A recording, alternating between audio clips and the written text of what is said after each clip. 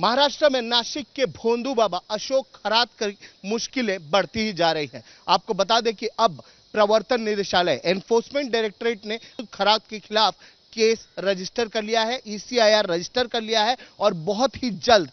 Anti money laundering act PMLA act के तहत अशोक खरात के खिलाफ कार्रवाई शुरू होगी, इन्वेस्टिगेशन शुरू होगी ईडी की तरफ से। आपको बता दें अशोक खरात पर रेप,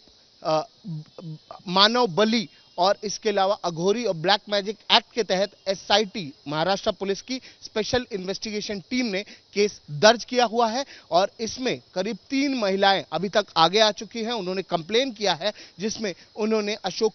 खरात के खिलाफ रेप का कंप्लेन किया है। इसके अलावा बहुत से फाइनेंशियल इरेगुलरिटीज भी सामने आए हैं जिसमें अशोक खरात ने बहुत से लोगों को फ्रॉड स्कीम्स बताकर, बहुत से फ्रॉडुलेंट स्कीम्स बताकर उनसे पैसे लिए, उनकी प्रॉपर्टीज ली और कुल 52 प्रॉपर्टीज अशोक खरात और उनके परिवार के नाम पर हैं। इन प्रॉपर्टीज को कैसे हासिल किया गया है, कैसे अपने कब्जे में लिया है अशोक खरात और उनके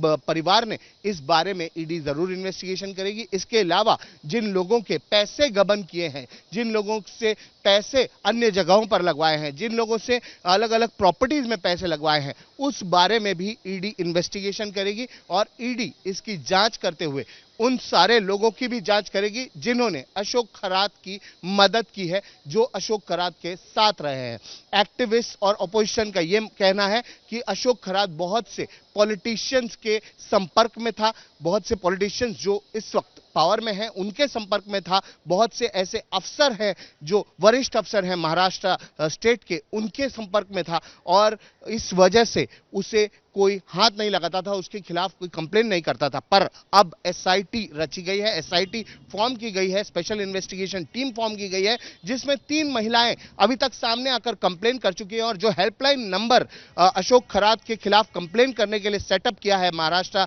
स्टेट ने, उस पर रोजाना बहुत से कंप्लेन आ रहे हैं।